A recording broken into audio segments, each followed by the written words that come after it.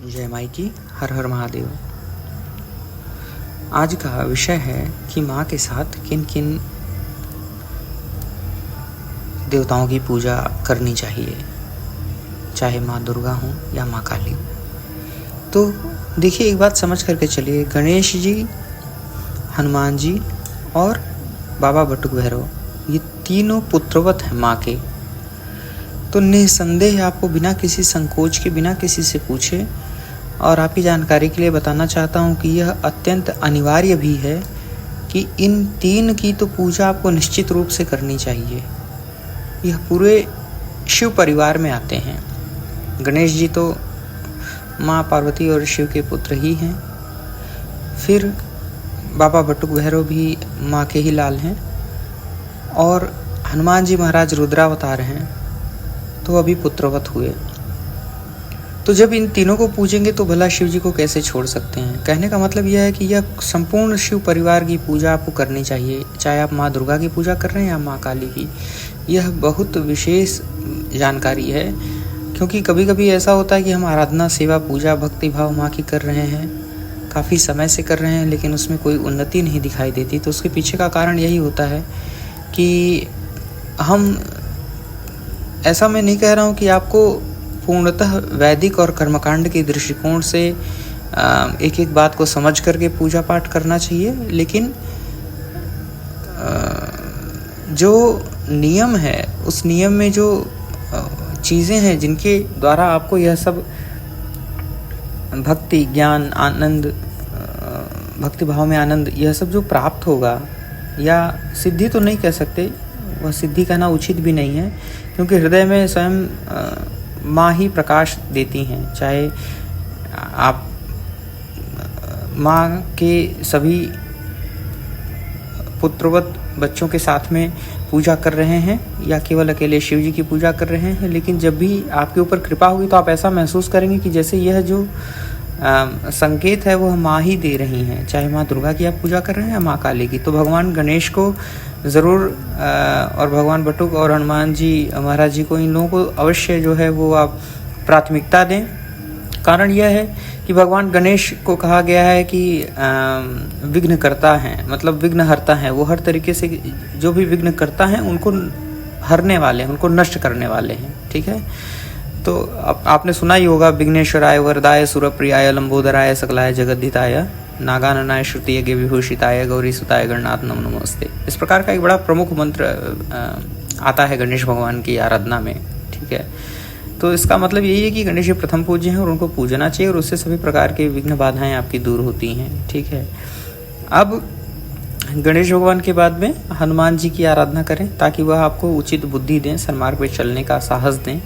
ठीक है, और बाबा बटुक भैरव जो हैं वो रक्षा के देवता हैं, तो उनकी उपासना पूजा करते रहते हैं। बाबा बटुक भैरव का ही स्वरूप है लोगों के घर में कुल भैरव के रूप में, और माँ दुर्गा और माँ काली जो है वो कुल देवी के रूप में निवास करती हैं। तो कुल देवी के साथ में हमेशा कुल भैरव की पूजा होती है। जितने भी शक्तिपीठ हैं, आप कहीं पे भी जाएंगे तो आपको दिखाई देगा कि वहाँ के भैरव हैं। जैसे जहाँ पे अंदर शक्तिपीठ है, बाहर भैरव का मंदिर है।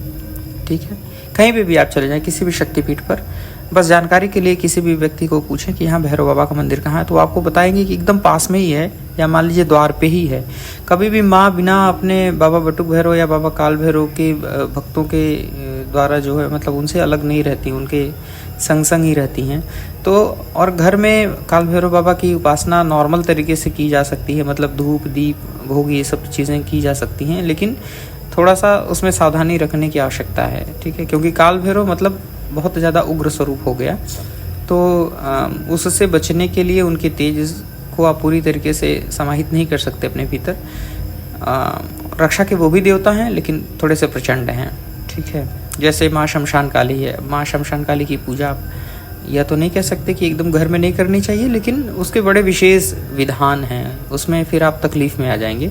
तो चीज़ों को सीधा, सिंपल, साधारण तरीके से समझने की कोशिश करें कि माँ काली की पूजा घर में की जा सकती है। आपको खाली इतना ध्यान रखना है कि उनकी जो मूर्ति है वो दक्षिणेश्वर काली की हो, है ना, जो रामकृष्ण परमहंस जी ने जिनकी आराधना करी थी, कलकत्ते की काली माँ, दक्षिणेश्वर काली की मूर्ति, और आप उनकी आराधना कर सकते हैं निसंदेह, बिना किसी संकोच के। और बिना किसी डर भय के। माँ माँ है, बस माँ ही समझ करके करना है।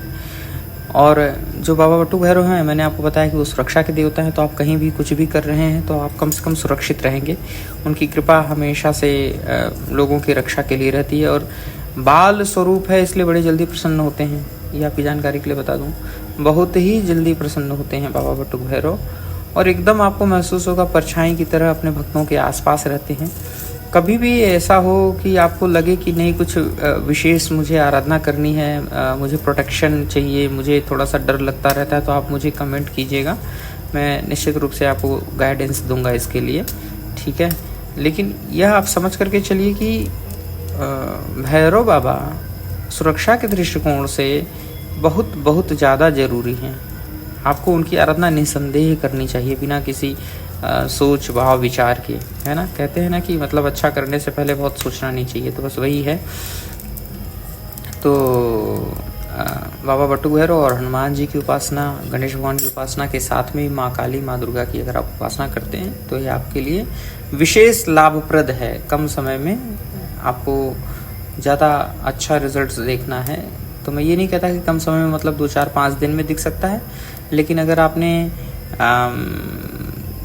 बिना किसी रुके या बिना किसी ज़्यादा समय का गैप दिए अगर आप छोटे अनुष्ठान कर सकें, 10-11 अनुष्ठान कम से कम कर सकें 5-5 दिन का या 11-11 दिन का, तो ये आपको 1 से 2 साल में लगभग समाप्त हो जाता है आपका 10 से 11 अनुष्ठान, और उसमें आपको पूर्ण कृपा प्राप्त होती है बाबा की। फिर ऐसा नहीं होगा कि आपको पूजा करने की आवश्यकता, फिर आप चाह करके भी छोड़ नहीं पाएंगे, ठीक है। बाबा संग साथ रहते हैं तो लोगों को अच्छा लगने लगता है, लोग महसूस करते हैं। बाबा मतलब बाबा बटुक भैरव, बाबा हनुमान जी महाराज, ठीक है। तो बस आज के लिए इतना ही। जय माई की, हर हर महादेव।